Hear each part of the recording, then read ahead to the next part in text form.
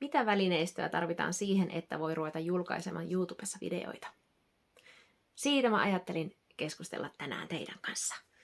Ja mä luulin alkuun, että siihen tarvitaan järkkäriä, siihen tarvitaan mikrofonia, siihen tarvitaan kunnon jalustat ja kaikki editointiohjelmat ja kaikki tämmöiset näin. Ja ne, jotka on ollut tässä mun mukana jo jonkun aikaa, niin tietää, että vuonna 2021 minä julkaisin minun ensimmäisiä videoita YouTubeen. Ja ne aikaisemmat videot on tehty järkkärillä. Niissä on mikrofoni kiinni. Siis täytyy sanoa, että niiden laatu on hyvä. Parempi kuin tänä päivänä minun videoissa on ollut. Eli jos sä haluat, niin totta kai osta järkkärit, osta mikrofonit, osta jalustat, tilaa Adoben Premiere Pro, että voit editoida videoita oikein niin kuin kunnolla. Tämä on kaikki ihan täysin mahdollista ja sitä mä tein alkuun. Mutta mä tajusin, mä ehkä vuoden silloin tällöin julkaisin jonkun videon. Ja mä tajusin, että minun aivotoiminnalla ei pystytä olemaan kovin jatkumossa, jos minä käytän minun videoiden tekemiseen ihan valtavasti aikaa. Mä en ole semmoinen ihminen ollut vielä tähän mennessä, että joka jaksaa suunnitella ihan kaiken, koska mä oon tosi spontaani ihminen. Mä en vaan kykene siihen sellaiseen elokuvamaiseen suunnitteluun. Niin mä en julkaissut kovin montaa videoa sinä vuonna. Ja mulla oli kuitenkin alusta asti tavoitteena se, että mä pääsisin tähän YouTuben mainosohjelmaan, missä mä nyt olen ollut muutamia kuukausia. Pääsin siihen, ylitin siis sen 4000 katselutunnin ja 1000 tilaajan rajan tuossa viime syksyllä. En muista kuukautta, olisiko ollut marraskuu. Niin mulla oli kuitenkin, mä tiesin, että se on mun tavoite. Jossain vaiheessa päästä siihen. Ja se tarkoittaa sitä, että sun on oltava semmoinen henkilö, joka kuitenkin suhteellisen säännöllisesti julkaisee videoita sun katsojille. Ja kun mä tein niitä järkkärillä ja kaikilla systeemeillä, niin niissä on niin valtava työmaa, että mä en vaan enää kyennyt siihen säännöllisyyteen siinä. Ja mä siirryin käyttämään mun puhelinta, joka on tämmönen, mikähän Androidi tämä nyt onkaan. Siis ihan, sanotaanko, että sieltä aivan halvimmasta päästä oleva puhelin, jossa on kamera, jossa on videotoiminto. Ja sillä mä oon tehnyt, oikeastaan siinä vaiheessa, kun mä rupesin tekemään puhelimella ja editoimaan ne puhelimella, niin siinä vaiheessa mulle rupesi tulemaan vasta niitä tilaajia lisää, koska he huomasi sen, että mä pystyn säännöllisempään rytmiin videoiden ulostulossa. Ja mä tiedän, että laatu ei ole niin hyvä. Ja nyt itse asiassa mä sain vinkin. Mä en itse asiassa tiennyt tätä aikaisemmin, koska mä en ole hirveän hyvä tässä teknisessä puolessa, että HD-nä kannattaa kuvata.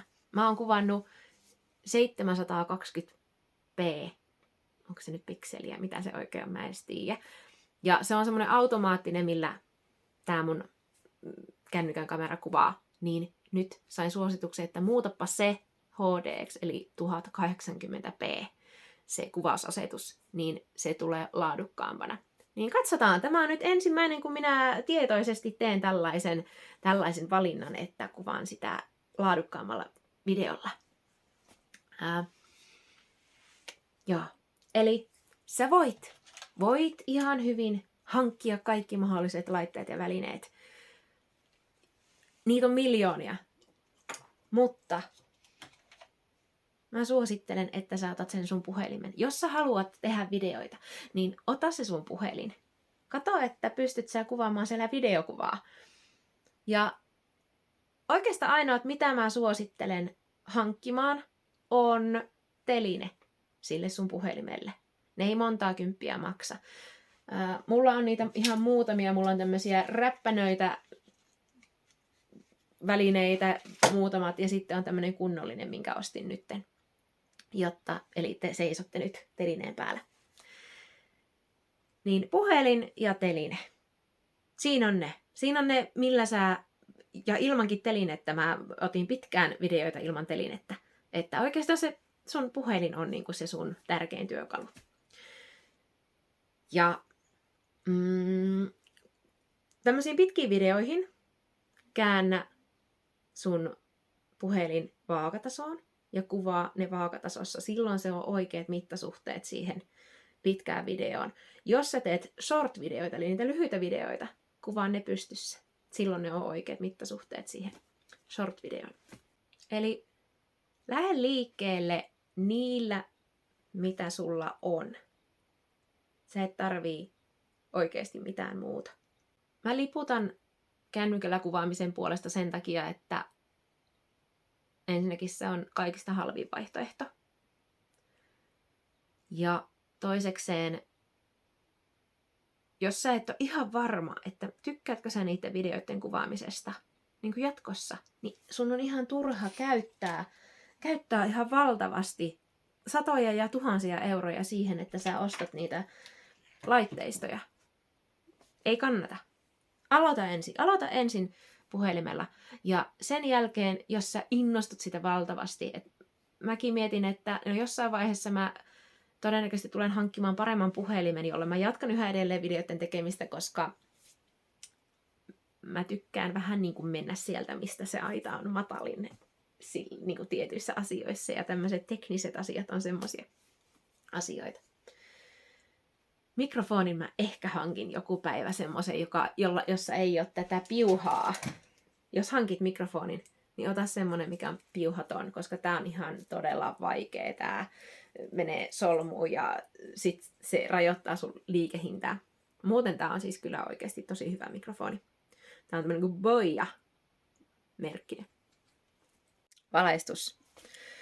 Minä käytän luonnonvaloa. Tällä hetkellä valo tulee ikkunasta. Minulla on kyllä myös studiovalot. Tää on vähän semmoinen keltaisempi, sitten mulla on semmoiset valkoisemmat valot. Mutta harvoin käytän näitä, koska mä käytän mun studiovaloja siihen lähinnä, että otan tuotekuvia hämärällä mun tuotteista. Niin valossa aikaan ikkunasta tuleva valo riittää.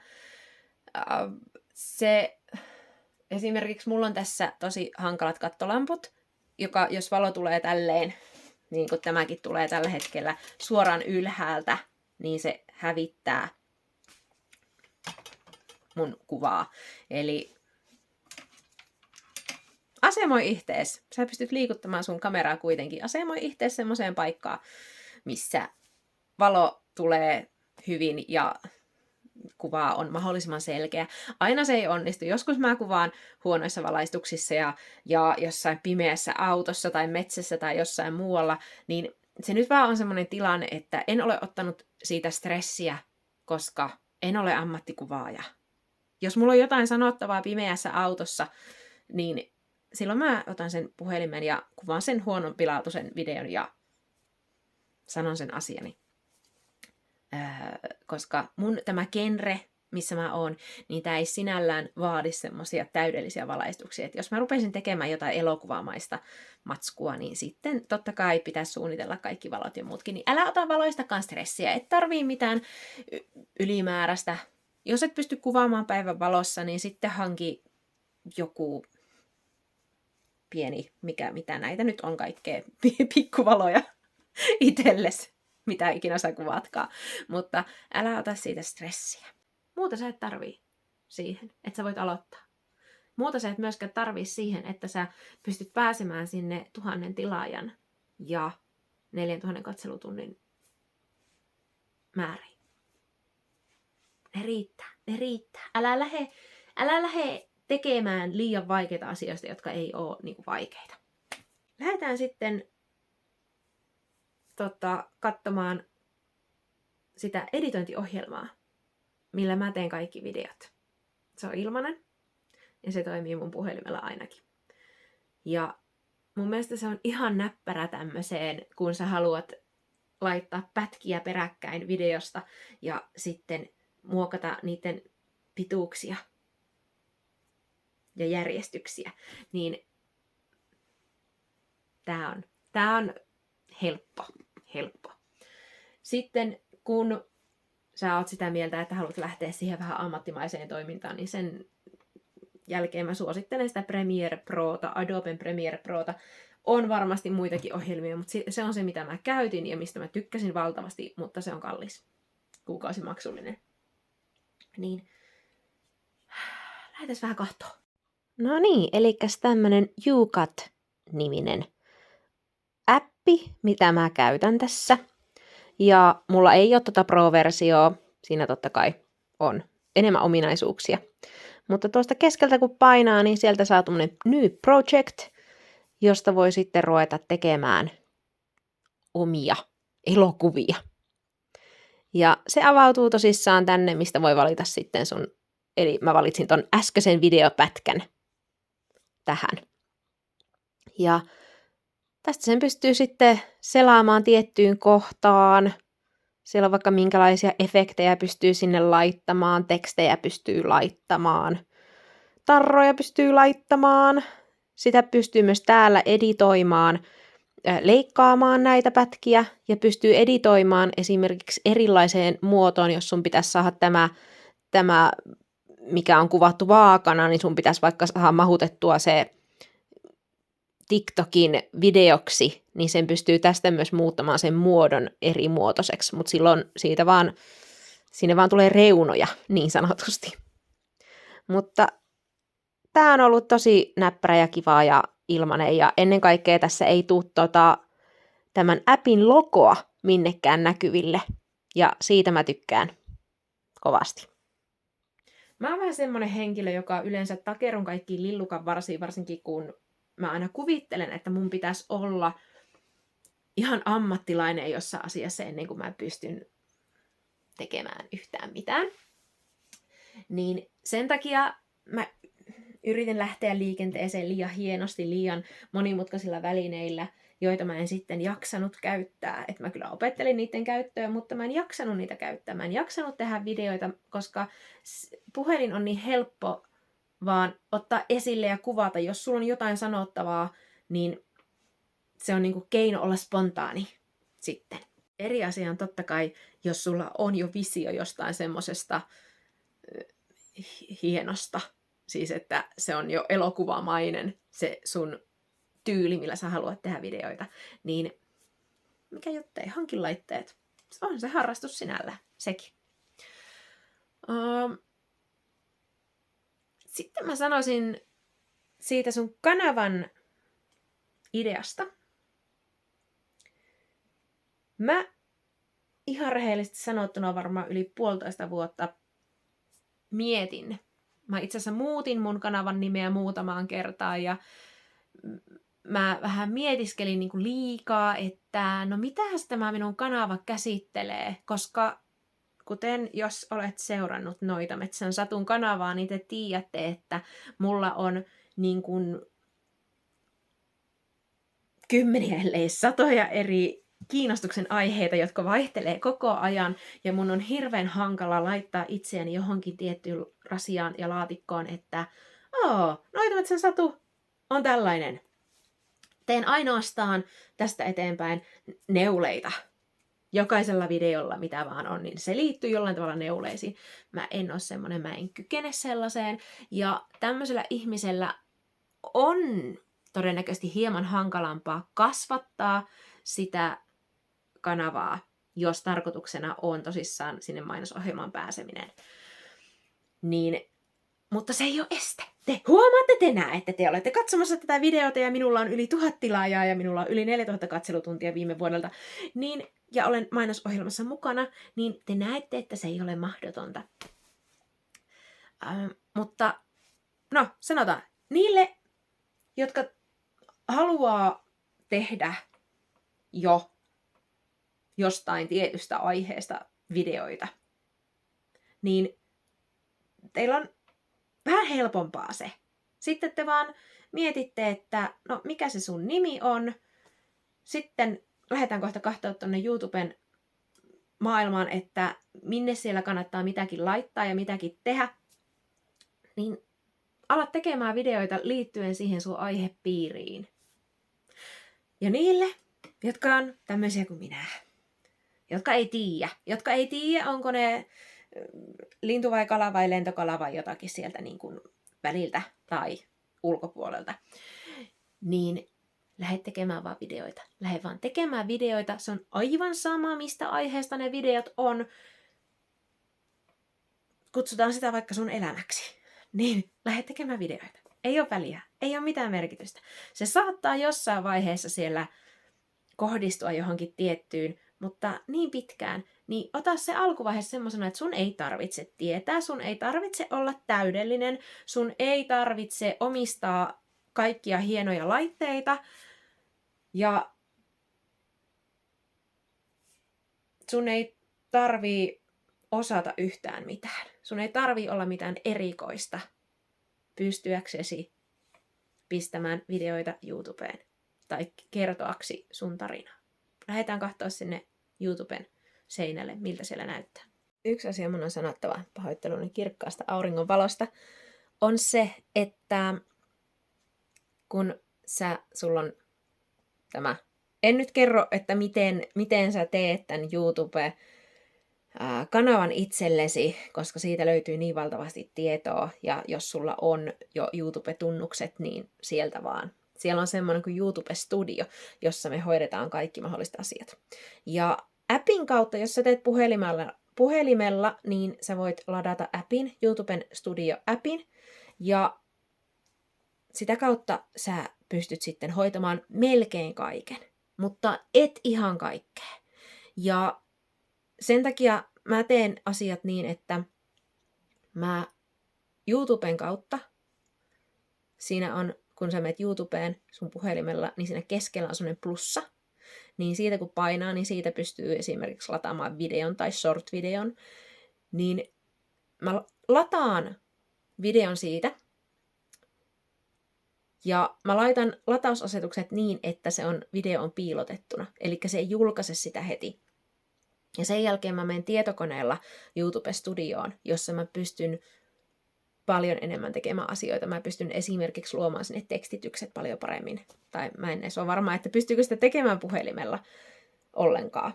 Niin siinä mielessä tarvitaan myös tietokonetta, jotta sä pystyisit kaikki laittamaan optimiksi. Mutta alkuun pärjää kyllä ilman optimiakin. Se, mitä sun kannattaa tehdä ennen kuin sä lataat sun videon YouTubeen, on, että mene sen videon kohdalle, painat tuolta nimeä uudelleen video. Ja tähän laita otsikko tälle videolle tai tiedostonimi tälle videolle semmoinen, mikä kuvailee tätä sinun videon sisältöä.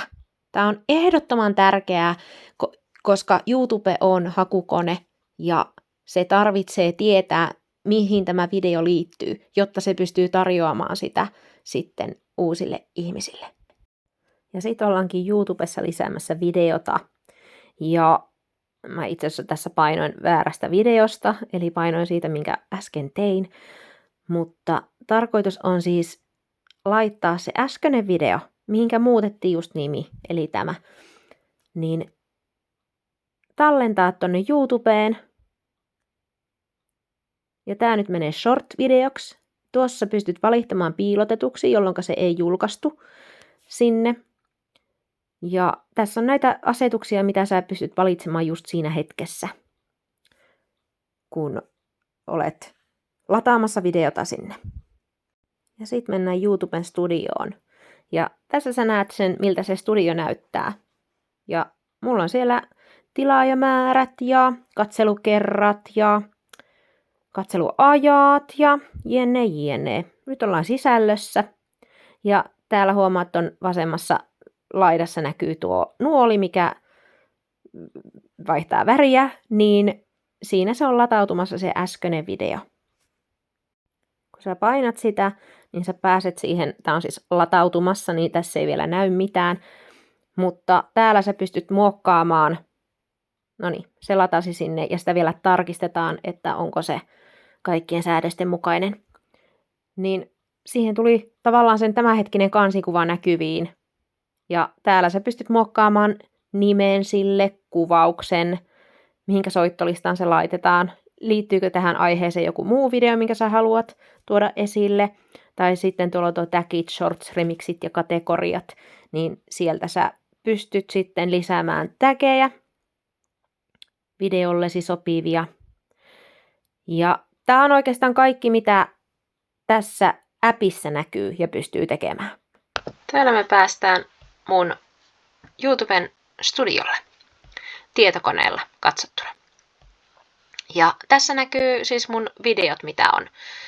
Tässä on esimerkiksi tuleva video, mitä ei ole vielä tämän nauhoituksen aikaan tullut julki, joten mennään katsoa sitä.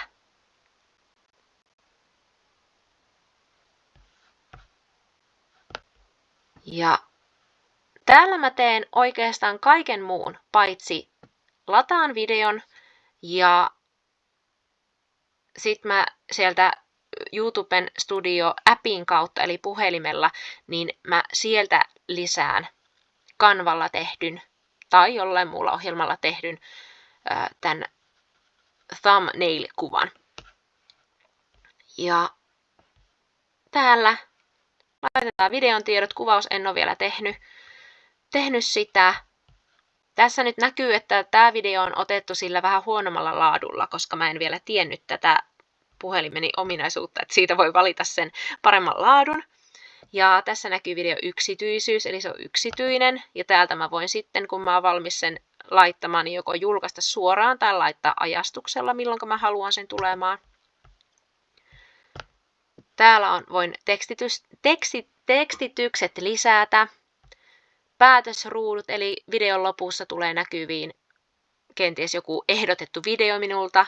Kortit tarkoittaa sitä, että jos mä vaikka puhun tällä videolla edellisestä videosta, niin mä pystyn lisäämään sinne tämmöisen kortin, että ihminen pystyy sitä klikkaamalla pääsemään sinne kyseiseen videoon, mistä mä oon puhunut. Soittolistat, eli jos sulla on erilaisista aiheista videoita, niin niille kannattaa tehdä omat soittolistat. Mulla on Noitametsän Satu on täällä se yleinen. Sitten mulla on Noitametsän Slow TV, jossa mulla on niinku meditatiivisia neulontavideoita. Miten tehdään, jenne. Sä voit tehdä uusia soittolistoja itsellesi. Ja tämä, jos sun siis nämä on aika tarkkoja tästä, että mikä sisältö sopii lapsille ja mikä ei. Niin tähän, jos sä et ihan varta vasten tee lapsille tuotettua sisältöä, niin laita, että sitä ei ole tehty lapsille, koska silloin sä saat paljon niin kuin vapaammat kädet tehdä asioita, koska se on tosi tarkka tuosta, että mitenkä lapsille, minkälaisia videoita näytetään. Ja täällä on tämä näytä enemmän.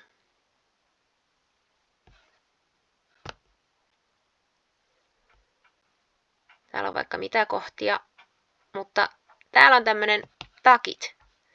Ja mun mielestä tää kannattaa kirjoittaa. Eli tagit tarkoittaa sitä, että sä lisäät tänne avainsanoja sun videosta.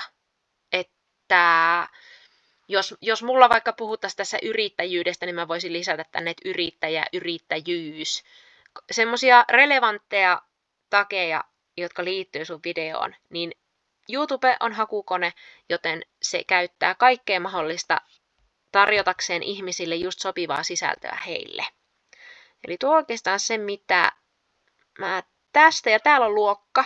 Tästä sä voit valita, että mihinkä luokkaan. Tai olisi esimerkiksi ihmiset ja blogit. Niin kannattaa valita, että mihinkä luokkaan se sun video kuuluu, niin silloin se auttaa YouTubea taas kerran ohjaamaan sitä sun videota sellaiselle henkilölle, jotka etsii juuri kyseisestä aihepiiristä tietoa. Ja sitten kun pääsee tuonne kaupallistamiseen asti, niin täällä on tämmönen. Tallennetaan ensin. Muista tallentaa joka vaiheessa. mitä muutoksia teet. Eli kaupallistaminen, täällä mä voin kytkeä kaupallistamisen päälle. Ja mä voin täällä määrittää myös sitten mainosten paikat, että minnekä ne menee. Ja täälläkin YouTubella on oma editori, mutta mä en välttämättä suosittele käyttämään tätä, koska siinä kestää ihan tolkuttoman kauan, jos sä editoit sun video täällä YouTuben studiossa, kun se lähtee käsittelemään sitä, niin se on ihan älyttömän pitkäkestoinen prosessi. Niin kannattaa editoida se sun video siihen muotoon, missä se on. Ainoa ehkä, jos haluat lisätä musiikkia ja sä haluat YouTube-studiosta lisätä sitä musiikkia, niin sitten se editorin kautta tehdään se homma. Mennään tänne yleiseen puoleen. Ja. Täällä sä pystyt näkemään tosissaan, miten monesti on aloitettu katsomaan sun videoa, montako kommenttia siihen on tullut ja montako tykkäystä siihen on tullut. Eli täällä näkyy, tää oli mulle semmoinen kompastuskivi, koska mä totta kai haluaisin, että kaikki tykkäis minusta. Musta on ihan hirveetä se ollut, että jos joku ihminen ei tykkää minusta. Ja minä otin alkuun henkilökohtaisesti nämä alaspäin olevat peukut. Ja se tuntui minusta äärimmäisen pahalta.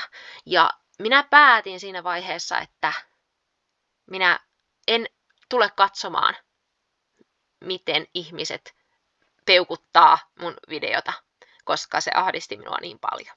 Nykyään mua ei enää niin ahdista, koska mä oon saanut sen verran nyt jo tässä aikamoisia kommentteja, että ahdistus näistä peukuista on hävinnyt kyllä tässä. Ja tähän mä ajattelin tehdä toisen videon, jossa mä puhun siitä YouTube-videoiden julkaisemisen tunnepuolesta. Mutta joo, täällä näkyy kaikki. Täällä on myös kaikki tilastot.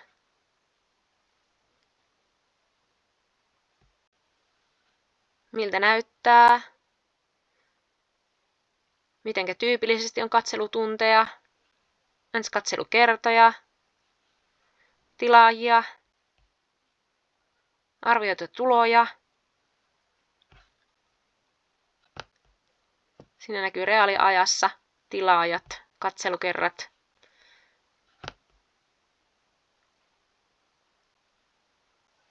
Ja tää on ihan hauska. Ja näihin voi sitten keskittyä enemmän, kun jos alkaa kiinnostaa se, että miten sun eri videot esimerkiksi pärjää. Ja mä nyt en ihan varma, missä ne nyt oikein on nuo. Semmonen kohta, että mistä pääs katsomaan tiettyjä videoita, että missä vaiheessa, miten pitkään sitä sun video on katsottu. Se on tärkeä tieto siinä vaiheessa, kun sä rupeat analysoimaan niitä sinun videoita silleen, että jos siellä on, täällä on kommentit, jos siellä on semmosia, jos tosi moni jättää videon katselun kesken vaikka tietyssä vaiheessa, niin sit sä tiedät, että siinä sun videolla on jotain ongelmaa siinä kohdassa. Kenties, että onko se joku jaaritteleva kohta, tosi tylsä kohta, tosi huono kohta muuten, niin sä rupeat huomaamaan, että tommonen ei vedä ihmisiä puoleensa, koska he jättäytyy pois siitä videolta. Että tämä on ennen kaikkea, jotenkin tuntuu, että tämä on tärkeä noiden lyhyiden videoiden kanssa, että siinä sun pitää jotenkin saada kauhean nopeasti se ihmisen huomio, jotta se pysyy sen loppuun asti. Mutta nämä on kaikki jotenkin semmoista, että ne tulee sitten. Tärkeintä on se, että jos sun tekee mieli tehdä videoita ja julkaista niitä, niin alat tekemään niillä välineistöillä, mitä sulla on. Tältä näyttää YouTube-studion tältä ruudun toiselta puolelta. Ja näitä kannattaa vaan testata. Kokeilla ja testata. Tehdään tämmönen yhteenveto vielä. Eli jos sä haluat aloittaa YouTube-videoiden tekemisen, ja niiden julkaisemisen julkisesti YouTubessa, niin se mitä sä tarvit on puhelin tai laite, jolla sä tallennat niitä videoita. Sitten sä tarvit netin ja sä tarvit jonkinlaisen editointiohjelman, millä sä saat ne videot leikattua, laitettua kasaan, koska harvoin kukaan pystyy tekemään järkevää videota yhdeltä istumalta. Mä suosittelen, että kun sä editoit sitä sun videoa, niin ota sieltä pois semmoset tyhjät mietiskelykohdat, jossa sä oot silleen, mitähän mun piti sanoa, sit siinä on tosi semmosia awkward 30 sekunnin hiljaisuustaukoja. Ota ne, leikkaa kaikki pois, koska ei ihmiset halua niitä katsoa. Ihmisiä ei kiinnosta katsoa sinun pärstää, vaan silleen, kun sä oot silleen, mä en tiedä, mitä mun pitää sanoa. Ei kiinnosta. Ja lähde miettimään sitä sun omaa tyyliä, että lähde ottamaan itsestäsi videokuvaa, tai sitten jos sun aihepiiri on joku semmoinen, että sä kuvaat jotain luontoa, jotain ihan mitä vaan, niin lähde vaan kuvaamaan sitä, mikä se sun aihepiiri ikinä onkaan, vaikka et tietäskään. Itsensä kuvaamisesta sen verran, että se on aika jännittävää. Ja mulla yhä vieläkin, vaikka mä yritän sanoa itselleni, että Satu, se kamera on tuossa vasemmassa laidassa minulla. Älä katso itseäsi silmiin tuohon, joka on isolla screenillä. Koska sen näkee heti, että mä tarkistan tavallaan, että mä katson itseäni silmiin. Ja sitten teille se näkyy sille, että no niin, nyt se tuijottelee taas jonnekin niin kuin itseään. Mutta sitten kun mä katson suoraan kameraan, niin sitten se näyttää vaan paremmalle, koska susta tuntuu siltä, että mä katon sinua, enkä itseäni. Niin se on vieläkin hakusessa, koska se on tosi vaikeaa, koska se screeni on iso tuossa, missä minä näyn. Mutta opettelua, eikä sekään ole niin vakavaa. Mä oon semmonen jaarittelija, kuten varmaan huomaatte aina välillä, niin mä joudun tosi rankasti leikkaamaan pois mun jaarittelukohtia, ja mä joudun oikeasti poistamaan semmosia kohtia, mitkä ei niin kuin, siis mä vaan saatan joku 5 minuuttia selostaa samaa asiaa eri sanamuodoilla, niin mä vaan leikkaan ne kaikki pois. Yritän ainakin suurimman osan, jos mä vaan järkevästi pystyn niitä leikkaamaan. Niin kaikki semmonen turha sieltä pois. Millä ei ole mitään tekemistä sen sun videonin kanssa, niin semmoiset pois sieltä. Muista tallentaa sun video tarpeeksi hyvälaatuisena. Eli mullakin oli tuolla asetuksissa nyt se 1080p, eli se on se HD-laatu mun käsittääkseni. Silloin se edes auttaa sitä, jos joku katsoo mun videoita tietokoneen ruudulta, niin se ei ole pikselimössöä.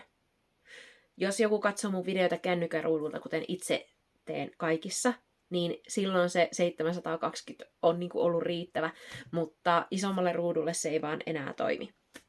Joten tallenna videot mahdollisimman hyvälaatuisena sinne YouTubeen asti, ja sieltä pystyy sitten ihminen valitsemaan itse sen siellä on videon asetukset, niin sieltä pystyy sitten valitsemaan, jos hän haluaa katsoa sitä paremmalla laadulla.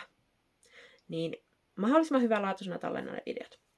Sitten kun sä oot tallentanut sen sun videon, niin muuta sen videon nimi semmoiseksi, että se kuvailee sitä sun videon tarkoitusta tai niitä avainsanoja.